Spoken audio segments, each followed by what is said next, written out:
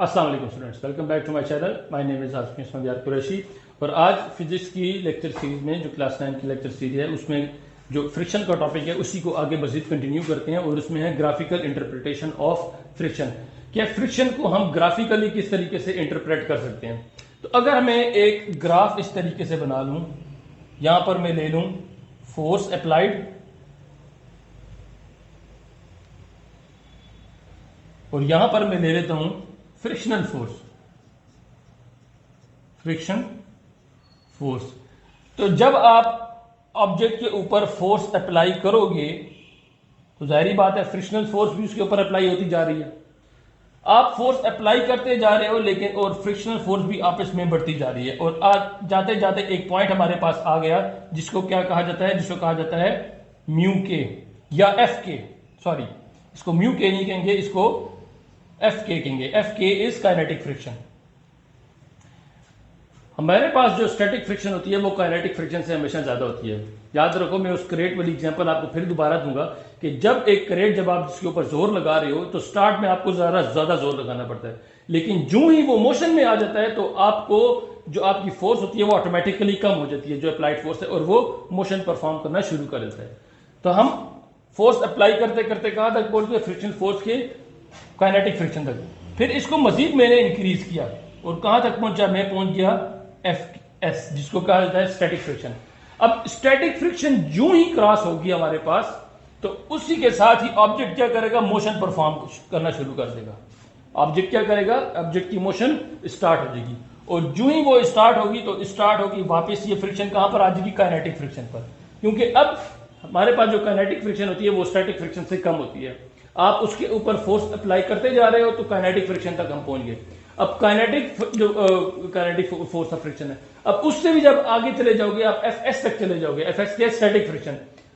वहां static friction तक पहुंच के आपका ग्राफ दोबारा, क्योंकि स्टैटिक फ्रिक्शन से बात आगे नहीं जाएगी, स्टैटिक फ्रिक्शन तक पहुंच के वो जो ऑब्जेक्ट था जो कि उसको प्रिवेंट कर रहा था मोशन में, अब वो मोशन स्टार्ट कर देगा और मोशन स्टार्ट करेगा और स्टार्ट जब उसका मोशन स्टार्ट हो गया तो फिर वो कहां पर चली जाएगी, वो काइनेटिक फ्रिक्शन पर चली जाएगी। फिर आप एक कांस्टेंट फोर्स उसके ऊपर, उसका जो फोर्स ऑफ फ्रिक्शन है वो कांस्टेंट रहेगी और वो ऑब्जेक्ट क्या करेगा, इस तरीके से मोशन स्टार्ट कर देगी। तो ये तो कुछ ग्राफिकल इंटरप्रिटेशन ऑफ फिजिक्स थी, ऑफ फोर्स थी। अब हम देखते हैं एडवांटेजेस। एडवांटेजेस ऑफ फ्रिक्शन क्या है। जो आप जमीन पर चलते हो तो ये किसकी वजह से है, ये फ्रिक्शन की वजह से है। मैं बोर्ड इस मार्कर की मदद से बोर्ड के ऊपर लिख रहा हूं, ये किस वजह से है, ये फ्रिक्शन की वजह से है। आप एक मैच बॉक्स जलाते हो या एक माचिस की तीली जलाते हो, वो किस वजह से होती है, वो फ्रिक्शन की वजह से होती है। क्या आप जिसके आगे मसाला लगा होता है आप उसको रब करते हो तब वो क्या करता है, वो लाइट इग्नाइट करता है और उसमें आग लग जाती है। ये जो मैं मूव कर रहा हूं ग्राउंड के ऊपर, ये किस वजह से है, मेरे सोल के दरमियान और जो सरफेस है इसके दरमियान जो फ्रिक्शन है इसकी वजह से मैं मोशन परफॉर्म कर रहा हूं। अगर ये फ्रिक्शन ना होती तो मेरा पांव पीछे चला जाता है।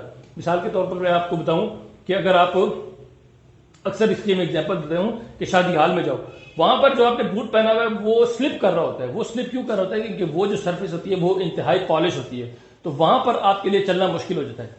इसी तरीके से अगर आप किसी सर्दियों में हिली एरिया में जाओ और वहां पर स्नो पड़ी हुई है तो उस स्नो पर भी चलना मुश्किल हो जाता है। क्यों, क्योंकि अब वहां पर जो फ्रिक्शन थी वो खत्म हो गई, वो बिल्कुल रिड्यूस हो गई और रिड्यूस होने से क्या हो गया, आपके लिए चलना मुश्किल हो गया। तो ये एडवांटेजेस थे हमारे पास फ्रिक्शन के। अब हम बात करते हैं डिसएडवांटेजेस की। एडवांटेजेस तो हमने देख लिए, अब डिसएडवांटेजेस क्या है। डिसएडवांटेजेस फ्रिक्शन के ये हैं कि ये हमारे पास किसी भी सिस्टम में वेयर एंड टेयर प्रोड्यूस करता है। वेयर एंड टेयर का मतलब आप जूते पहन के चल तो रहे हो लेकिन अगर आप खराब जगह पर चलते रहोगे तो आपके जूते आखिर में क्या होगा, या तो उसका सोल खराब हो जाएगा या वो फट जाएंगे। तो ये क्या प्रोड्यूस की, where and tear.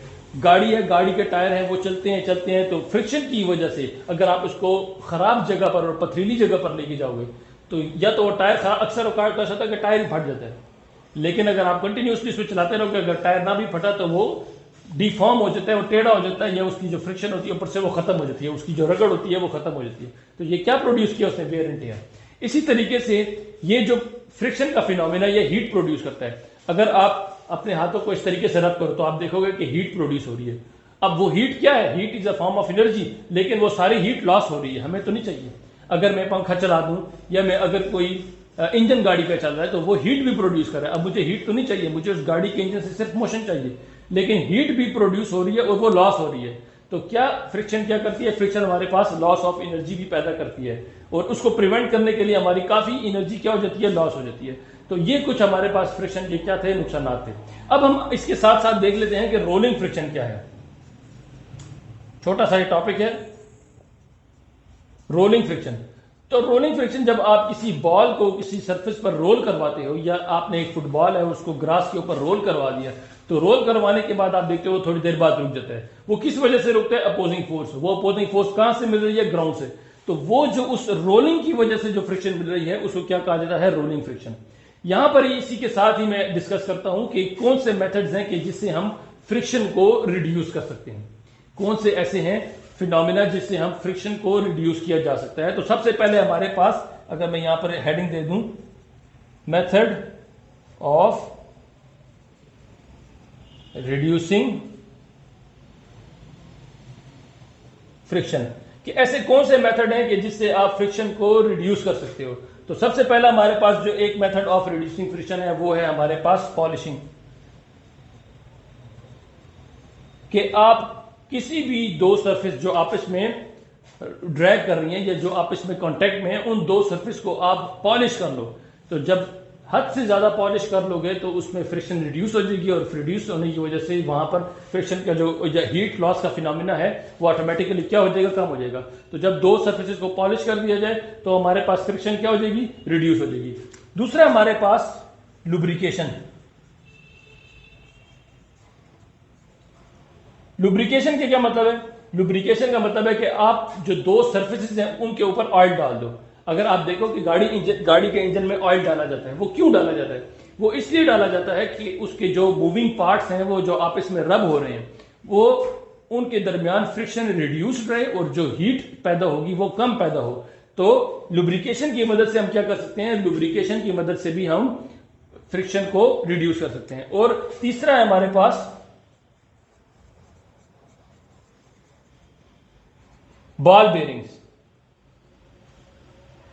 Ball bearings की मदद से भी हम फ्रिक्शन को रिड्यूस कर सकते हैं। अब बॉल बेरिंग्स किधर लगे होते हैं? अगर आप साइकिल या बाईसाइकिल या जितने भी कार को देख लो, उसके जो मूविंग पार्ट्स हैं जो कि यूं गोल मोशन परफॉर्म करें, रोटेटरी मोशन परफॉर्म करें, तो उसके बीच में या तो छर्रे लगा दिए जाते हैं और ऊपर ग्रीस लगा दी जाती है, या फिर वहां पर बेरिंग रख दिया जाता है। वो बेरिंग क्या करता है कि वो जो रोटेशनल मोशन है उसको रिड्यूस करता है। रिड्यूस करने से हमारे पास वहां पर भी हीट लॉस का फिनोमिना क्या है? वो कम हो जाता है। तो हमने देखा कि कौन कौन से मेथड है? एक पॉलिशिंग, एक लुब्रिकेशन और एक बॉल बेरिंग्स की मदद से, कि आप मोशन को बॉल बेरिंग से रिप्लेस कर दो, वहां पर भी हमारे पास फ्रिक्शन क्या हो जाएगी? रिड्यूस। इंशाल्लाह इससे अगली वीडियो में मैं एप्लीकेशन ऑफ फ्रिक्शन की बात करूंगा। यहां तक उम्मीद है आपको समझ आ गई होगी। मिलते हैं अगली वीडियो में, तब तक के लिए अल्लाह हाफिज।